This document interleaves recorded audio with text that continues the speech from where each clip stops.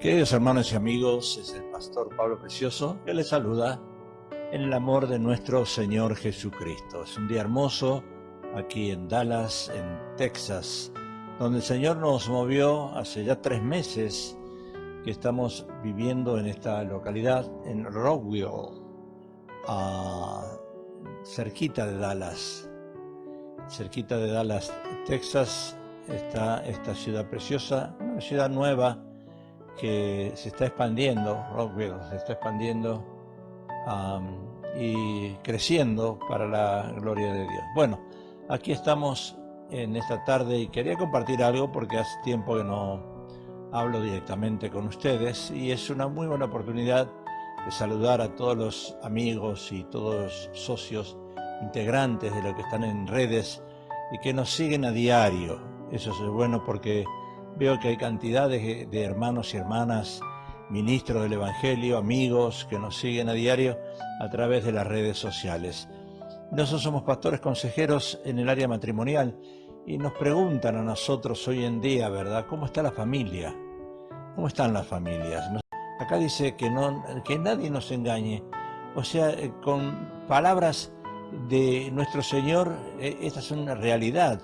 Que nadie nos engañe, que no seamos engañados por ningún hombre, de acuerdo a Marcos 13:5, que ni los fornicarios, ni los idólatras, ni los adúlteros, ni los afeminados, ni los que se echan con varones. Bueno, acá el apóstol Pablo es claro, hablando de la homosexualidad, ¿verdad? Ellos no van a ser salvos. Sí, Dios ama al ser humano, pero no ama el pecado. Acá vemos en 1 Corintios, en el capítulo 6, el apóstol Pablo directamente lo está diciendo acá. Ni los fornicarios, ni los idólatras, ni los adúlteros, ni los afeminados, ni los que se echan con varones. O sea, la prueba del verdadero cristianismo es la vida cambiada. Porque un cristiano no es que cambie de religión, sino cambia de estilo de vida. Después dice, ni los ladrones, ni los avaros, versículo 10. Ni los borrachos, ni los difamadores, ni los estafadores heredarán el reino de Dios. Bueno, qué herencia que se están perdiendo esta gente. Qué clase de herencia que se están perdiendo. Una herencia tremenda. Lo dice acá, ¿verdad? Que la prueba del verdadero cristianismo es la vida cambiada, el estilo de vida. No una religiosidad externa, una hipocresía externa, sino un cambio interno, un cambio de corazón, un cambio que demos buen testimonio a la gente, un cambio real, un cambio que podamos nosotros quitarnos la máscara, ¿verdad? De decir somos cristianos, como los fariseos. Jesús, bueno, algunos de nosotros parece que somos esa clase de cristianos. Ni los ladrones, los borrachos, difamadores, ni los estafadores heredarán el reino de Dios. Aquellos que tiempo está diciendo ya viven acomodados a esos pecados, no lo quieren soltar y son personas que van a las iglesias, están en las iglesias, levantan las manos, cantan, adoran a Dios, pero siguen perseverando en el mismo pecado de antes de convertirse, está diciendo acá. Y esto erais algunos de vosotros, erais, tiempo pasado, algunos de nosotros éramos, pero algunos dejamos de ser, pero otros siguen siendo, dice acá, eran algunos, o sea, antes de la conversión, a través de la sangre de Jesús, que limpia todo pecado, somos lavados, más ya sois santificados, o sea que la posición en Cristo de la persona, santificación, más os sois justificados también, somos justificados, declarados sin culpa en el nombre del Señor Jesús. O sea que se refiere a Cristo y lo que Él hizo en la cruz a fin de que pudiéramos ser salvos. Y sigue diciendo el apóstol Pablo, y por el Espíritu de nuestro Dios, o sea, la tercera persona de la deidad, acá habla de la tercera persona del trino, como el mecanismo en esta gran obra de la gracia. Sigue diciendo, todas las cosas me son lícitas, pero no me convienen. Ahí lo dice el apóstol Pablo, me son lícitas, mas yo no me meteré debajo de la potestad de ninguna. Claro, todo es lícito. Dios no te prohíbe nada. Jesús no vino a castigar. No vino a condenar. Él vino a salvar a la gente. Él no te prohíbe. Hay personas que siguen fumando, hay personas que siguen tomando, hay personas que siguen mirando pornografía. Él no te prohíbe nada. Pero acá te dice la palabra que la gracia no da licencia para pecar, sino más bien libertad para vivir una vida santa. Esa es la gracia. Las viandas para el vientre y el vientre para las viandas. El alimento no contiene ninguna aplicación espiritual, dice acá el apóstol Pablo. Empero a él y a ellas deshará Dios. ¡Wow! O sea, que no haga un Dios de su vientre, no le caerá bien al Señor. Mas el cuerpo no es para la fornicación, sino para el Señor. Y aquí se mete más profundo el apóstol Pablo, que el cuerpo no es para la fornicación, sino para el Señor. O sea que nuestro cuerpo físico es el templo del Espíritu Santo, capítulo 3, versículo 16. Y el Señor para el cuerpo, continúa acá. Si mantenemos puro el templo, ¿verdad? Lo que solo puede realizar por su gracia, Él lo va a cuidar bien, pero tenemos que nosotros mantenerlos bien también. Y Dios que levantó al Señor, o sea, la resurrección, está hablando de la resurrección acá, y Dios que levantó al Señor, también a nosotros nos levantará con su poder. Claro, los muertos en Cristo, dice Pablo, van a ser levantados primeros. Vamos a resucitar. Bueno, quiera Dios que nosotros estemos vivos y veamos venir al Señor en el aire a buscarnos en esa tremenda. Y Dios que levantó al Señor, o sea que hablando de la resurrección de nuestro Señor, también a nosotros nos levantará con su poder. O sea que conlleva la idea que el cuerpo humano pertenece a Dios, no solo el alma y el espíritu, porque este también participará de la resurrección física de los creyentes. Versículo 15 dice, ¿no sabéis que vuestros cuerpos son miembros de Cristo? ¿Qué quiere decir con esto el apóstol Pablo? Que cuando una persona se salva, ellos son salvos de un modo integral, que significa el espíritu, el alma y el cuerpo, todos juntos nos convertimos en un miembro de Cristo con una unidad. El Espíritu Santo considera el ser trino, o sea, la Trinidad del hombre como uno solo. Quitaré pues los miembros de Cristo, los haré miembros de una ramera. O sea que cada parte del cuerpo, dice Jesús, físico, incluso los órganos sexuales, le pertenecen a Cristo. Cada parte del cuerpo le pertenece a Cristo. Lejos sea, versículo 16 dice, lejos sea.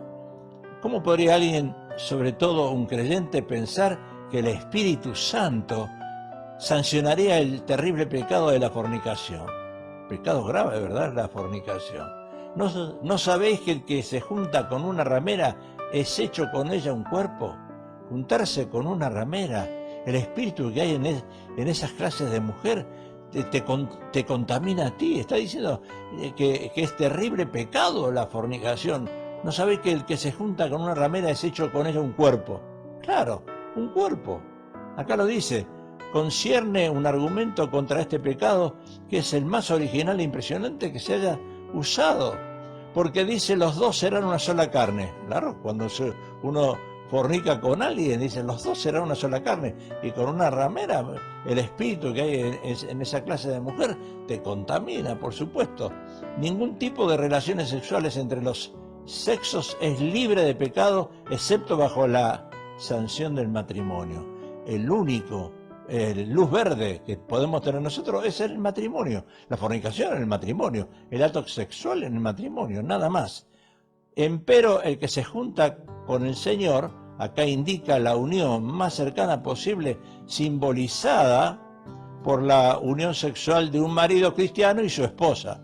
Dice que un espíritu es, acá lo dice, o sea que refleja la misma unión con Cristo, aunque en un sentido espiritual, como lo tienen su marido y su esposo, es un sentido físico. Huid, versículo 18 dice, huid de la fornicación. No es una sugerencia, acá no es la sugerencia, sino un mandato, que es una gran diferencia. Un mandato de la fornicación, huir. Como definición abreviada se refiere a cualquier tipo de inmoralidad sexual. Cualquiera otro pecado que el hombre hiciera está fuera del cuerpo. Todos los demás pecados que no son de la fornicación y la glotonería, la embriaguez o la drogadicción, etc., aunque afecta el cuerpo de modo negativo, tienen su origen desde fuera, pero con la fornicación, la fuente de inmundicia está ¿dónde? Adentro. ¡Wow! Hay que huir de la fornicación. Esto es algo que realmente es una expresión que nos alerta. Es una alerta para la iglesia en general, la iglesia de Jesucristo que está viviendo continuamente en ese pecado. Más el que fornica contra su propio cuerpo peca. O sea que presenta en el sentido físico un tipo de unión espiritual del hombre con los demonios. O sea, es la razón por la cual Dios se refería a Israel, hablando de la fornicación, mencionando a Israel, cuando adoraba a los ídolos como adulterio espiritual o fornicación. Claro, se entiende, fornicación, adulterio espiritual, el pueblo de Israel se iba detrás de otros dioses, fornicaba de la misma manera. Para este momento ya usted debe saber cuál es el momento. Dice, ¿ignoráis que vuestro cuerpo es templo del Espíritu Santo, el cual está en vosotros? Templo del Espíritu Santo, el cual está en vosotros. O sea que en realidad se refiere al cuerpo humano del creyente nacido de nuevo como un santuario del Espíritu Santo, el cual tenéis de Dios. Viene de Dios, claro, es un regalo. Todo es de Dios y en consecuencia debe ser tratado así. Y que no sois vuestro, dice Pablo. Pertenecemos al Señor, porque comprados sois por precio. ¿Cuál es el precio? El precio era la sangre derramada de Cristo en el Calvario. Y después sigue diciendo, glorificad pues a Dios en vuestro cuerpo, donde mora el Espíritu, y en vuestro espíritu, dice acá, el uso de la morada, los cuales son de Dios, porque fuimos criados por Dios y hemos sido comprados a gran precio. Tremenda exhortación del apóstol Pablo. Y acá en el capítulo 7 empieza a hablarle a los cristianos solteros, a los hombres, a las mujeres, pero solteras. En cuanto a las cosas que me escribiste, el apóstol se dirigirá ahora a los santos, digamos, solteros, a los que quieren vivir en santidad. Asunto de los cuales le preguntaron en una carta, los capítulos anteriores trató sobre lo que le habrían dicho, ¿verdad? Bien es el hombre no tocar mujer, hablando de los solteros, no tocar mujer, no tocar hombre, bien es el hombre no tocar mujer. No es incorrecto que un hombre o una mujer no se case, si es lo que el Señor desea para la vida personal de esos hombres o de esas mujeres, casarse para no estar pecando. Mas a causa de las fornicaciones, cada uno tenga a su mujer y cada cual tenga a su marido. Ahí está, a causa de la fornicación, del acto sexual, cada cual tenga a su esposa, cada cual tenga a su marido, mas a causa de esas fornicaciones. Es una regla, no solamente un permiso. Y después menciona y entra en el capítulo también 7, hablando de los cristianos casados, de los que ya son casados y convertidos. El marido dice, pague a la mujer la debida benevolencia. O sea que se refiere al marido respetando las necesidades sexuales de su esposa y en consecuencia suplirlas. Por supuesto, hablamos de las necesidades legítimas, no necesidades sexuales como el mundo las permite, sino como Dios la muestra en este pasaje. Y asimismo la mujer al marido proclama el mismo deber impuesto sobre la esposa en cuanto al marido. No os neguéis, dice la palabra de Dios, no os neguéis el uno al otro. Hay gran problema por esa negación en el área sexual y ahí inicia lo que se conoce como el adulterio. Bueno, la mujer dice no tiene potestad sobre su propio cuerpo sino el marido. Igualmente tampoco el marido tiene potestad de su cuerpo sino la mujer. O sea que se refiere al hecho de que el marido y la esposa se pertenecen el uno al otro, queriendo decir que ninguna tiene el derecho de rechazar las demandas normales del otro. Si hay necesidades sexuales, si Dios nos hizo con necesidades sexuales, en el matrimonio eso debe cumplirse. No os defraudéis el uno al otro. Parece que algunos parejas casadas en aquella época, en la época que el apóstol Pablo escribió esta epístola, se abstenían de la actividad sexual erróneamente, y si eso causaba cualquier desvío sexual, que en la iglesia de Corintios conocemos todo, ¿verdad? Perversión sexual de las que había. Dice acá, a no ser por algún tiempo de mutuo consentimiento para ocuparos en ayuno y oración. O sea que acá vemos que es obligatorio, que no es obligatorio, sino que fue dado como una sugerencia, cuidado. Y volved a juntaros en uno para que no os tiente Satanás a causa de vuestra incontinencia. Claro, si hay incontinencia en el área sexual, uno tiene que entregarse en santidad a la otra persona. Tiene que ser una entrega mutua, dice el apóstol Pablo. Volved a juntaros en uno para que no os tiente Satanás a causa de vuestra incontinencia. O sea que el creyente no necesariamente se coloca en una represión de autotormento, dice acá, wow, más allá de lo que Dios exige. Mas esto digo por concesión, no por mandamiento. O sea que el Espíritu Santo por Pablo deja los detalles de vida, ya sea célibe o casado, a las conciencias individuales. Sin embargo, con sabiduría y con gran caridad dadivosa, él las emanciparía de restricciones humanas e ilícitas. Y sigue hablando acá a los solteros: quisiera más bien que todos los hombres fuesen como yo. Aparentemente Pablo no se había casado, en algunos pasajes aparenta haber estado casado, pero acá dice que no. No fue dicho que por Pablo para denigrar al matrimonio, como algunos han afirmado. En efecto, él estaba diciendo que deseaba como él. No obstante, cada uno tiene su propio don de Dios, uno la verdad así y otro así. Se refiere a diferentes tipos de ministerio. Digo pues a los solteros y a las viudas, wow, que es bueno para ellos si se quedaran como yo. O sea, el versículo 26, donde él dice, de la presente angustia, se refiere a la hostilidad de Roma que él había pasado. Y si no tienen don de continencia, cásense. Se refiere a ese apetito sexual, que mejor es casarse que quemarse. Se refiere a quemarse debido a la pasión, ¿verdad? Es mejor casarse que vivir en pecado. Mas a los que están juntos en matrimonio, les ordeno, no yo, sino el Señor. Ahí viene, es Cristo el que ordena ese, Dios. No fue el apóstol Pablo. Quiere decir que no es solamente el permiso, como lo era en el versículo 6, sino más bien el mandamiento, que la mujer no se separe del marido, o sea que no acepta por ningún momento el divorcio. La separación por motivos que no eran bíblicos, en otras palabras, el marido inconverso no le dio a la esposa el derecho de divorciarse por ese motivo. Y si separe, que se quede sin casar. O reconciliarse con su marido. Hoy tenemos hasta pastores casados 3 veces, divorciados.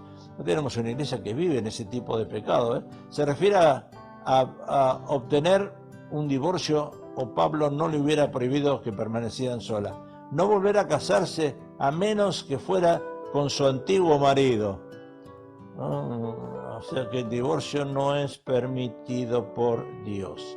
Y que el marido no despida a su esposa, no le dé carta de divorcio, que el marido no despida a su esposa, no le dé carta de divorcio. Acá lo vemos, al igual que a la esposa le prohíbe al marido, el Espíritu Santo por medio del apóstol le da a las mujeres los mismos derechos que a los hombres. Y a los demás yo digo, no el Señor. O sea que no significa que no es inspirado. No es inspirado. Y a los demás yo digo, no el Señor. La inspiración viene de Dios. O sea, Pablo hablaba, era inspirado por el Espíritu Santo. Y aunque él mencionaba, esto lo digo yo y no lo dice el Señor, en ese momento él estaba hablando por inspiración del Espíritu Santo, como dice la palabra de Dios. Si algún hermano tiene mujer incrédula, o sea que no sea cristiana, y ella consiente en habitar con él, no la despida. O sea, si tu esposa o tu esposo no es cristiano, no te da la razón o la justificación para divorciarte. Lo que dice acá, si algún hermano no tiene incrédula, no es cristiana, y ella consiente en habitar con él, no la despida. Tal situación no proporciona motivos de divorcio. Y la mujer que tiene marido incrédulo y él consiente en habitar con ella, no la deje. O sea que igual que el versículo anterior. Versículo 14 dice, porque el marido incrédulo es santificado en la mujer y la mujer es incrédula en el marido. Qué importante que es esto. Si uno de los dos no es salvo, no es santificado a través del otro, puede ser santificado, tanto el esposo como la esposa. O sea, no hay derecho a decir mi esposo es inconverso, mi esposa es inconversa y yo me voy a divorciar. No tienes ningún tipo de autoridad de hacer eso, porque el marido incrédulo es santificado en la mujer y la mujer incrédula en el marido. Es decir, que el creyente, en virtud de ser una sola carne con su cónyuge incrédula, no se considera que está viviendo en una relación ilegal. Santificado significa que Dios considera cristiano el hogar y el matrimonio, sin importar que el uno o la otra sea incrédulo. Tremendo esto, ¿verdad? ¡Wow! Pues de otra manera, vuestros hijos serían inmundos, no obstante ahora son santos. Hasta los hijos, a través de una persona que es creyente en el hogar, hasta los hijos son santificados. El Señor lo considera nacido en un hogar cristiano, a pesar de que la madre o el padre sean incrédulos.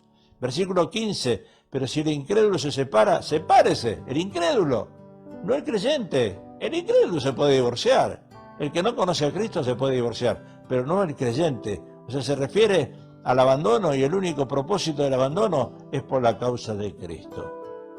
Que no es el hermano o la hermana sujeto a servidumbre en semejante caso.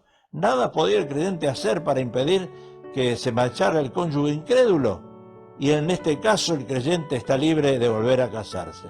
Claro, el creyente incrédulo puede hacer lo que quiera, y el otro, si lo deja o la deja, la otra persona está libre para poder casarse. Antes bien, Dios nos llamó a la paz, o sea, la esposa o el marido incrédulo que no quiere seguir el matrimonio destruye la paz, creando una situación insoportable, insostenible. Tremendo, cuando hay divorcio, nosotros que somos consejeros matrimoniales, toda la familia es afectada, los hijos son afectados también. Porque ¿de dónde sabes, oh mujer, si quizás harás salvo a tu marido? En la permanencia. Si esa mujer que muchas veces llora porque el marido es borracho, anda con mujeres, es mujeriego, o qué sé yo, que no tiene un buen trabajo, que no gana buen dinero, con el tiempo, si ella sigue en oración, en permanencia, ese hombre va a ser salvo, dice acá. ¿De dónde sabes, oh mujer, si quizás harás salvo a tu marido? ¿O de dónde sabes, oh marido, si quizás harás salva a tu mujer? Qué tremendo, ¿verdad? Se debe hacer todo lo posible para seguir en el matrimonio creyendo que con el tiempo del cónyuge incrédulo vendrá el Señor, lo que podría ser su única oportunidad. Espero que este tiempo que hemos tomado, esta breve meditación, nos sirva a nosotros y nos instruya a tomar una decisión en el matrimonio. Permanencia, permanecer en el estado en que estamos, dice el apóstol Pablo. No tenemos que irnos por vientos de doctrina de demonio, como otros dicen o como otros hacen. Bueno, no me trata bien, ella no me trata, él no me trata bien, y por eso yo quiero separarme, yo quiero divorciarme, cuando realmente eso no es lo que tienes que hacer. Espero que esta breve meditación te haya servido a ti y a ti que te estoy hablando, porque creo que en este momento ibas a tomar una decisión para divorciarte, y ahora el Espíritu Santo te ha frenado y estás considerándolo seriamente, de no dar ese paso destructivo cuando Satanás tome ventaja y destruya todo tu hogar, no solamente la relación matrimonial entre esposo y esposa, sino tus hijos y también el contexto humano que te rodea, la sociedad, tu familia. Todo va a cambiar en ese vínculo cuando tú tomes una decisión de divorcio. El divorcio no es permitido por Dios en ninguna de las condiciones que muchos cristianos dicen. Yo me voy a divorciar porque él adulteró, porque ella adulteró, porque no. No, la palabra de Dios, si sigues leyendo, es a través del perdón. 70 veces, dice Jesús, debes perdonar a tu hermano. 70 veces 7, bueno, 490, no siempre. El perdón es el canal que Dios usa para evitar ese divorcio. Queridas hermanas, querida hermana y queridos amigos, querido varón de Dios, no tomes esa decisión porque Dios no lo permite. Si tú dejas a tu esposa, que legalmente estás casado o casada con él, y te casas con otra mujer, cometes adulterio. Pecado, vas a vivir en pecado. Y eso no es lo que Dios te está pidiendo. Así que espero que esta exhortación te haya sido útil en este momento tan difícil que estás pasando. Que Dios te bendiga y vamos a estar pendientes de cualquier llamado que nos quieran hacer. Ya, si quieren hablar conmigo, o necesitan algún tipo de consejería, yo puedo atenderte. 661-388-8301, 661-388-8301. Recuerda que soy el pastor Pablo Precioso, juntamente con la pastora Elena Precioso, del Ministerio Majestad. Ministerio Majestad, por más de 48 años estamos sirviendo al Señor, 35 años pastoreando y dando consejerías también y conferencias a matrimonio. Si tú, pastor, necesitas tener una conferencia en tu iglesia, puedes hablarme al 661-388-8301. Acá estamos ahora en Texas, pero de cualquier manera podemos nosotros visitarte en la iglesia que tú tengas, o si quieres organizar un evento de esto en un hotel, cerca de ayudarte. Me retiro en el nombre de Jesús, bendiciendo tu vida, ministerio donde te encuentres y declarando salud en tu cuerpo en el nombre precioso de Jesús. Bendiciones.